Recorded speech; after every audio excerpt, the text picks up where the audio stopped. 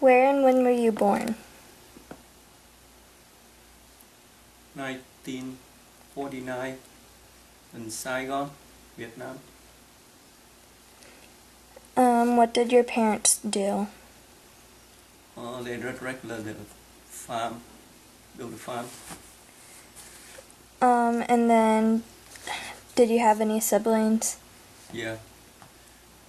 You got 2 sisters, 1 brother. They live over there. They live in Vietnam. And did any of them serve in the military? Yeah, my brother and my brother-in-law. What were you doing before you entered the service? I did regular worker.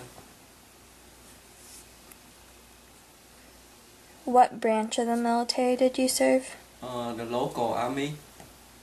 We do the checkpoint around the Tân Sơn Nhất Airport. Did you enlist or were you drafted? I enlist. Why did you choose the local army? Because that means you can get close to your family. Someday you go do some operation, someday you have time to stay home, go back to your family.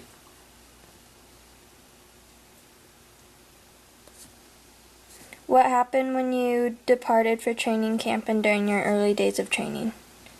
I got 3 months basic training, and after that I go back to the local army.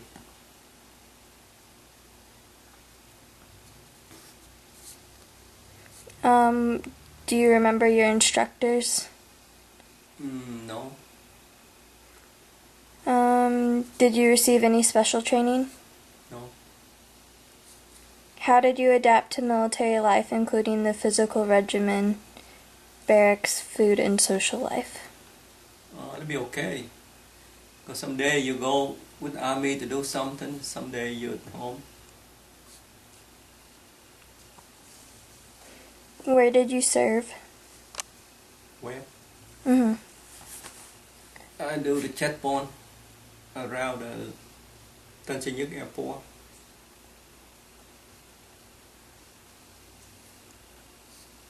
What memories do you have of that experience?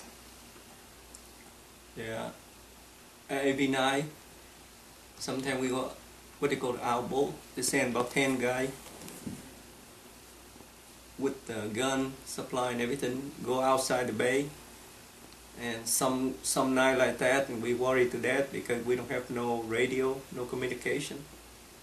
Some night you hear some gunshot, you don't have no idea how many people get killed or nothing. You have to wait until the morning, maybe 9, 10 o'clock in the morning, and they round up some more troops before we go find out what's going on with some guy that night.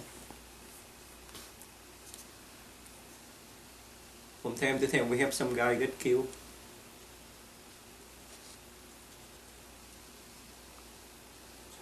What combat action did you witness? That's it very much. Some night we have to go to our boat. What our boat mean that the bay got about maybe 60 guys in there. And they send you about 10 guys outside. In case the communist try to attack a bay and they hit you first. So by that time you have some, gun sound, stuff like that, and wake up the bay. They know they're coming. What were your duties in the war? Surgeon.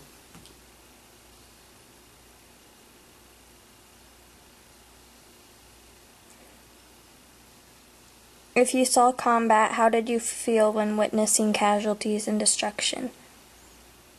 Really bad. Yes, somebody get killed, doesn't matter, your guy get killed, another enemy get killed.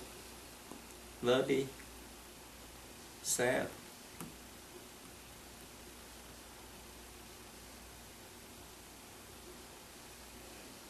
Did you form any friendships while serving? Yeah. And with who? Yeah, I got a whole bunch of friends. Because we live together in the bay, and very much look like blood brother. So some night you go out with them, you depend on them to help you. In case they attack your troop.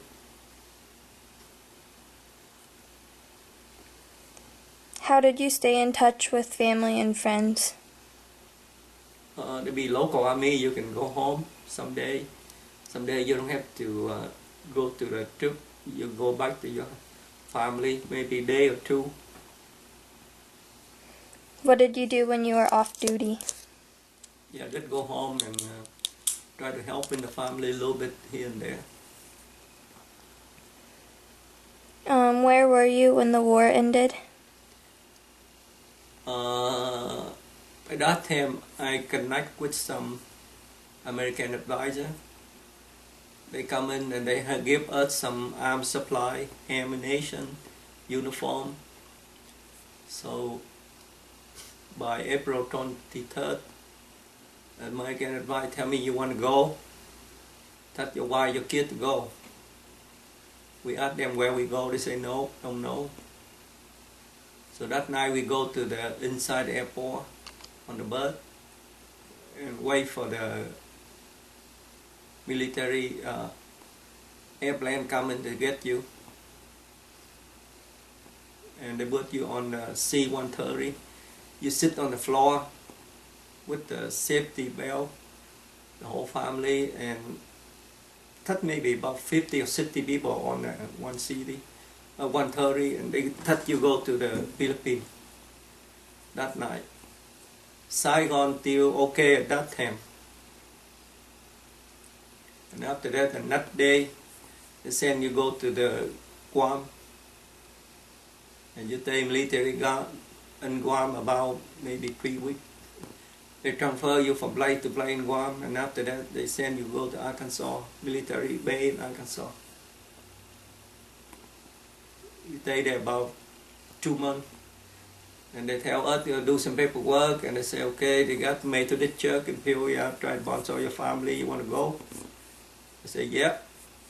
How cold? They say, no, 90 degrees. So I landed here July 4th. Yeah, 1975, and weather 90 degrees.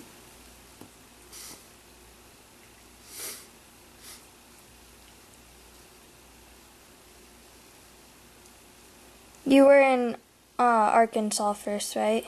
Yeah, they sent us to Arkansas. From the Philippines? From Philippines we go to Guam. Oh, and then Arkansas. Go to Guam about three and a half weeks. And by that time you do the paperwork. You have to fill out the paperwork.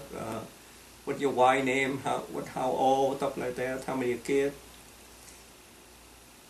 And they send you from the camp to another camp, 2-3 camp. Finally they go to B-52 airport in Guam. They send you to Arkansas.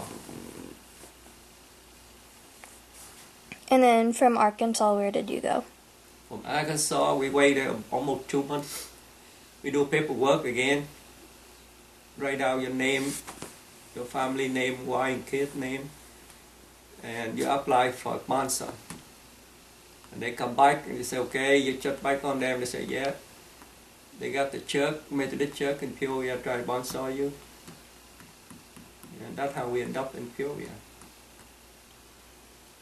Were you able to stay in touch with your family and friends when you moved here? No. After we leave in Vietnam, they come in to take over on April 30, and we completely lost the contact to them. Took us about 5 years before we can send some letter back to them. By that time, they real nasty to my family over there because they call us the traitor, leave the country. Yeah, and after that, another maybe more than 10 years after that, Vietnam have starvation, no food, no job. So by that time they change. They say, okay, you guys come back to take care of your family. That's how they open. They say they open arms, so we come home to visit our family or send money back to give to your family, stuff like that. How did you readjust to civilian life after the war? Yeah, luckily I over here, so seemed like everything easy. You got, housing and food and job and everything. So everything good. Have you remained in contact with or reunited with fellow veterans? Contact who? Like other veterans from the war? No, finally we lost all contact. But that long time. The first time I go back to Vietnam took me 17 years.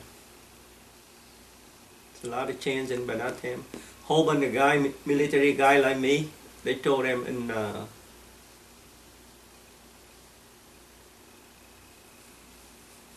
the look like jail. Depending on what range you got. Some of them going there for a couple months, some of them going there a couple years, some of them going there more than 10 years. They keep them in the camp, in the training camp and all that stuff. They use different name, but turns out that they make them do the hard labor. Is that what you would have done had you not come to America? Yeah, if I stay there, I don't know what happened. Because they may send me go to the what they call training camp. It's just a nice name. It turns out it's just they torture you and everything. You don't know how long. You're not like go to jail. They tell you how many years you serve. That place you don't know, and they send you all the way far away from your family. Sometimes you cannot contact your family for years. You had a friend that had to go there for 11 years, Yeah, right? yeah. He'd been in there for 11 years. And after that, American, they got some kind of program. I'm not sure what the name of it. If you're in the jail there for 3 years, by the communist, and you do paperwork, they bring you here. They bring you and family here. So he's here now? Yeah. Took me about 39 years before I found him. Are you a member of any veterans organizations? No. What have you done since separating from the military? We completely lost. Because we over here, and we worry about some of our friend, some military guy friend. We know they're in jail. We don't know. Some of them die in jail, some of them, you never know. A lot of changing. How did your wartime experiences affect your life? Yeah, it's sad. The people kill the people, stuff like that.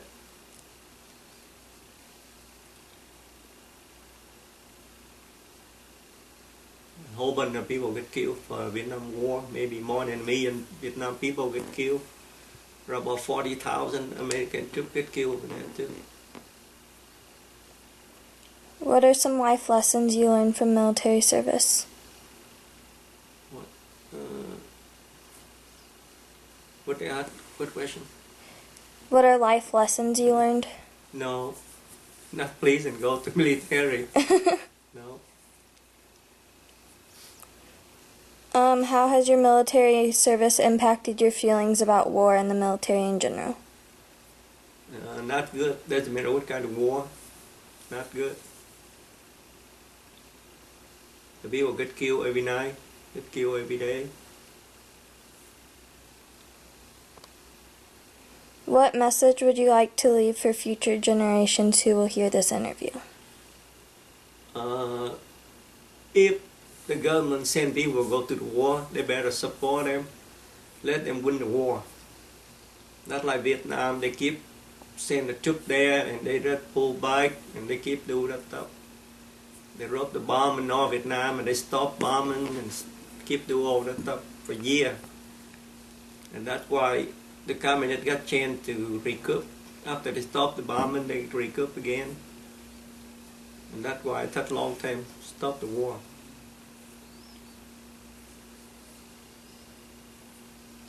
We hope we don't have any more war, but you never know.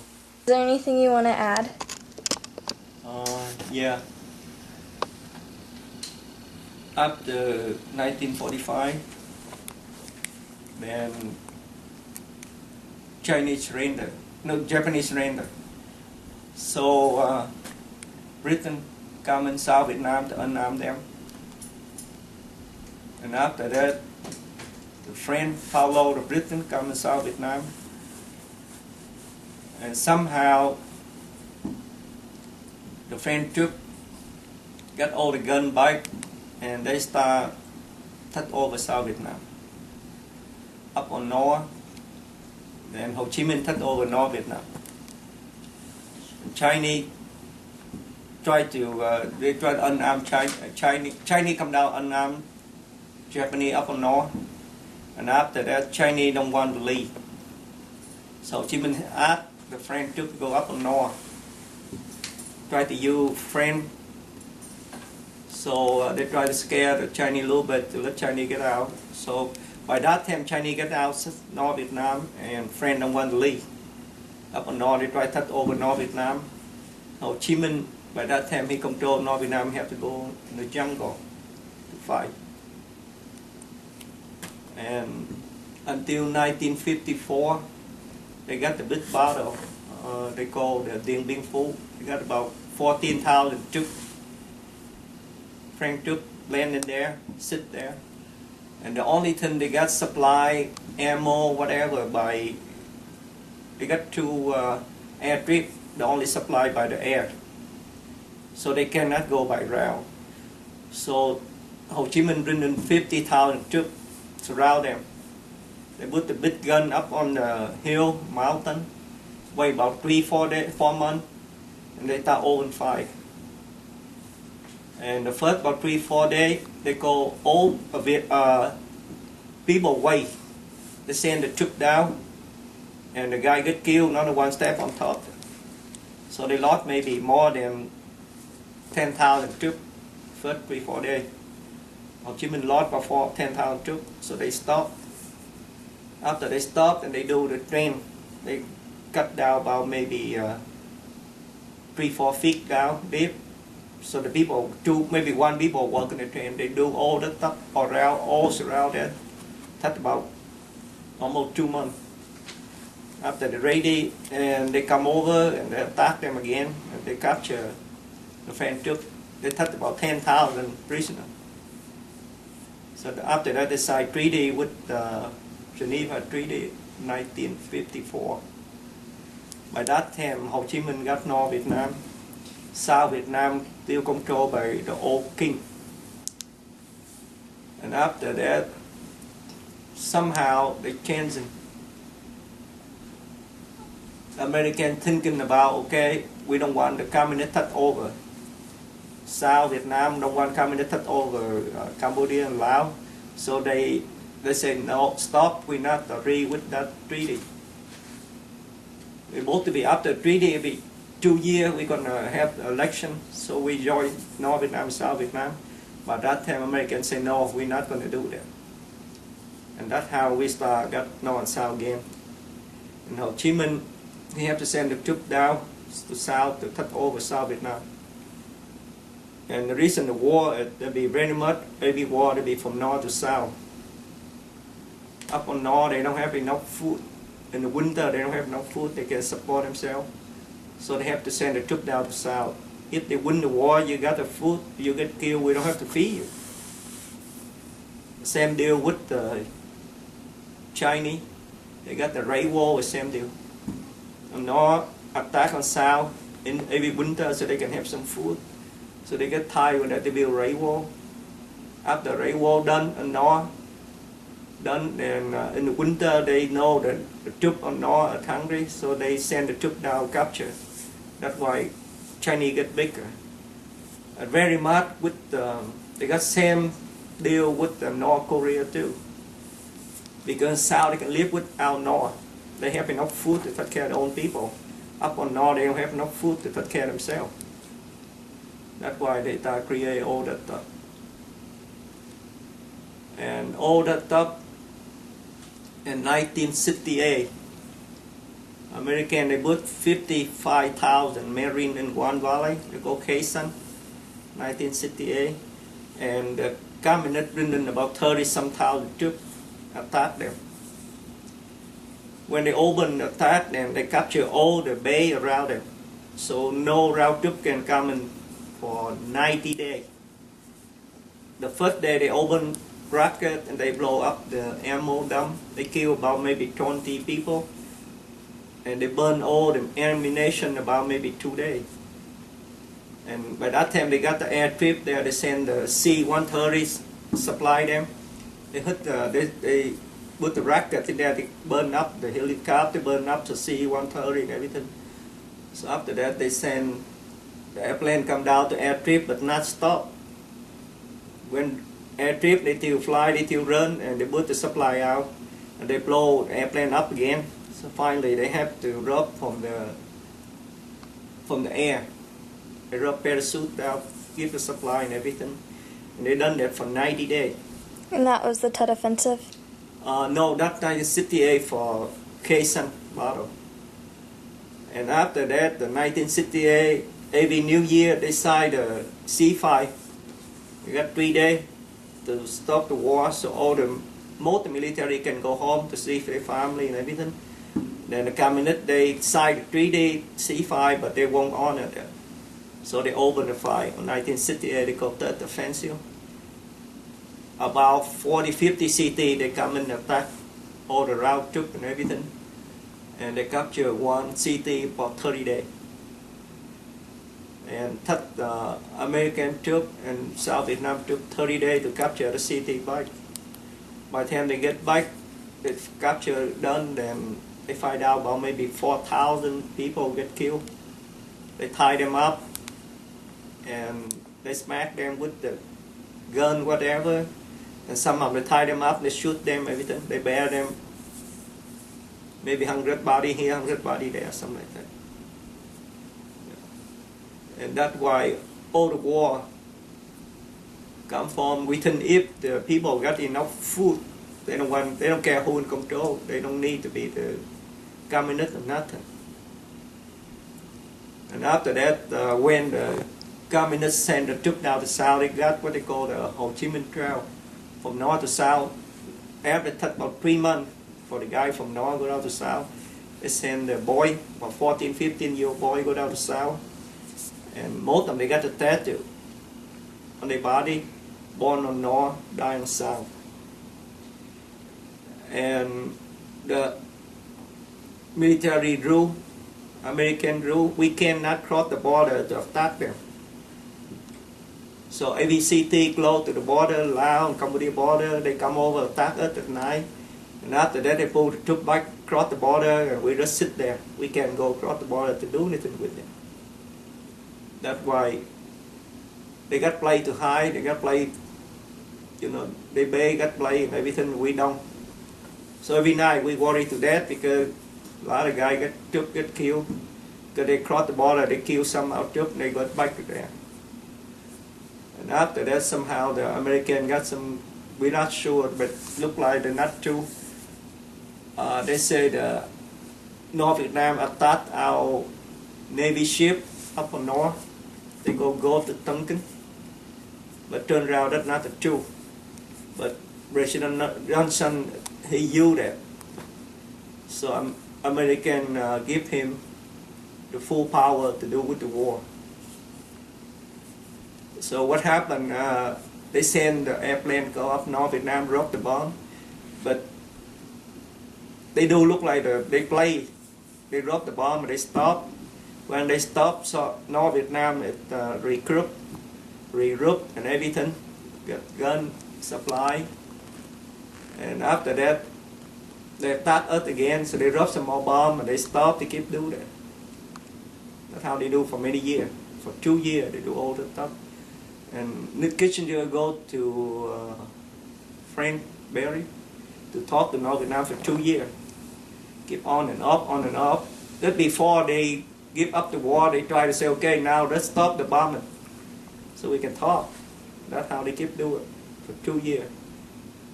And after that, they signed treaty with North Vietnam in 1973. And what we think about it, we're gonna get done, because everybody took, American troops have to pull out, Thailand troops have to pull out, Philippines have to go out, pull out, Australia troops have to pull out, Korea have to pull out, but North Vietnam still got the troops up on down south. So we know right away why they keep the troops there. They feed them for what? So what we think is just some kind of deal between American and North Vietnam. And that was 1975.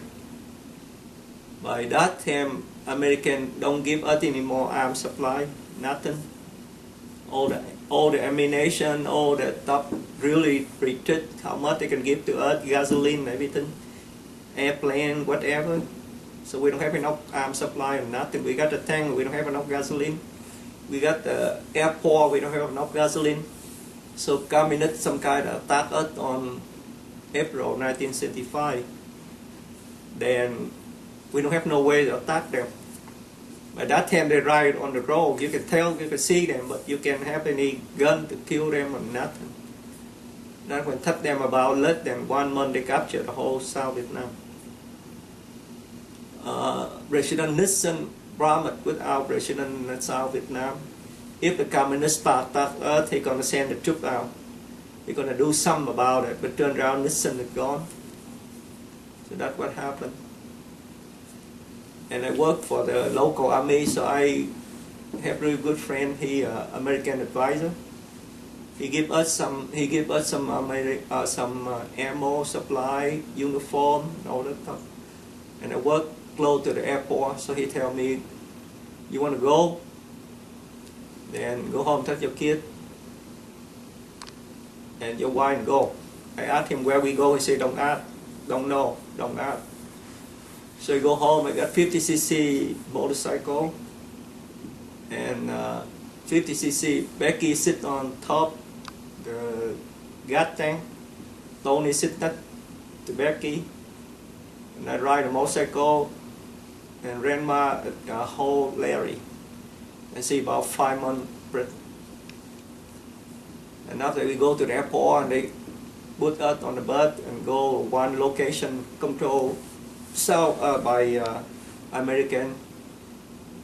And that night they say, "Okay, put your name here, your wife, your kid's name, how old, everything." And they send us on the bus to go down to the inside the airport. And we wait about maybe 30 minutes, C-130 come down. So we get up on C-130, sit on the floor. They give us some stuff to put on, look like very much look like the car, what you call the belt, tie them down. And by that time they touched about maybe 60 people on C-130. And by that time 2 Marine, one at this side with the machine gun, M60 machine gun. And they took off, took about 3 hours, we go to Philippines. And they tell us we got 5 minutes to go, everybody free, but you cannot go back to Vietnam. They don't touch any mail back to Vietnam. And that night they send us go to another jet and go to Guam. After when Guam, about a week later, by that time they tell us the communist took over South Vietnam. And we start do some paperwork, they send us to United States. So we don't know why, what happened. We don't believe we come here. Everybody thinking they took us out for safety because they drive a lot, because every night somebody get killed. So we don't know why, but somehow we over here. Yeah, I keep having a question for many years. I don't know why Americans do something like that. But luckily we over here, so we okay. Family, everything okay. You know, we got. I got job, family got food, housing and everything. So that's a good idea. How old were you and Grandma and the kids when you came over here? I about 25, Grandma about maybe 20. 21, something like that. And Tony about 5 years old, Becky about 4, Larry about 3, and Chris born in this Peoria. He born in August, Peoria. Yeah. What happened over there, when you're young, you need to get married soon, early. So that means you have reason to join the local army. Then you got a family, you got a kid, and they don't send you go everywhere. You stay around your local area. So someday you go to the army, you got army uniform. Someday you go back home, civilian clothes, and clothe your family. If you don't have a kid, you're single, and you join the army, and they send you everywhere, the whole country. You don't know where you're going to go. That's why reason we have to get married soon. You can. So I think very much. After I stay in, they send us to Guam, to Arkansas, Fort Chaffee, military camp in Fort Chaffee, Arkansas. And they tell us, okay, we got the church in Peoria, Methodist church, try to sponsor your family. I asked them how cold. They say, no, 90 degrees. I said, okay, I go, 90 degrees. I know Chicago is cold, but I'm not in Chicago. I'm South Chicago. So I landed here on July 4, 1975, 90 degrees too. So everything good, did not lie to me at all. Right? Yeah, but right now we're really happy, you know. The war over, nobody killed nobody anymore. We don't like to see the way they stop that way, but I think everybody happy, one thing good, nobody get killed anymore, no more war. But right now I think still not really good over there. Because after communist took over, they treat the South Vietnam people like very much like second class citizens. Anytime you go, you apply a job, say no, your father South Vietnam troop, you can have that job, stuff like that. They still around right now over there, still some like still same way. No, you can have the job, you can apply for this job because your mom, your dad, or your grandfather work for South Vietnam Army, stuff like that. You're in contact with your family over there, aren't you? Yeah, and when they come over, they took over on April 30. They took some my guy in the military. They throw them in jail. Some of them in jail for a couple months, some of them in jail for 2-3 years, some of them in jail for more than 10 years. And after all that stuff, and somehow American, some guy got some program. Then they said if you jail for more than 3 years, you have to be more than 3 years. Then they touch you, they let you and your family come to this country. Yeah. Finally, I took me 39 years, and I found one guy used to work with me, military guy over there, in jail more than 10 years. And he lives down Hilton right now. I didn't see him yet. Hopefully I'll see him in December this year. Yeah, in jail more than 10 years. And it's not like you made some wrong and they send you 5 years or 3 years, you know exactly what day you come home. By that time they keep you there, you don't know what happened, you don't know when you'll be home. Sometimes you worry they may take you out, shoot you, never know. And you have to live that way for, my friend had to live that way for more than 10 years. What was it like to go back and visit 17 years later? I come back visit one time, 17 years after. When I come here, it took me about 5 years before I really send a letter back to my country to see my family. Right now, I still got 2 sisters, 1 brother live over there, Holborn and me, and Randy, Mayfield, and everything. And I come back there, and everybody really, by that time, really bored. So the communist took over, all the communist people control, they got all the food, they got all the money. The working people right now is still boring. My nephew work right now 6 days a week, and he makes $100 a month. And that considered a good job. A lot of people don't have that kind of money. Yeah, 6 days a week he working, and makes $100 a month. He got 2 kids. Yeah, Holborn, my family, that way over there right now. By that time coming, they got all the money. We send home the money, our family. They got all the money, all that stuff. Yeah. So right now, one thing to be good, the war over, nobody get killed. But that time, if they got the war, hopefully they let our troops to win the war, get done. Right now, the way over there, you cannot attack them when they cross the border back to Laos, Cambodia, but they can come back to kill us anytime they want to. That's how our troops just sit there, wait for them to get killed.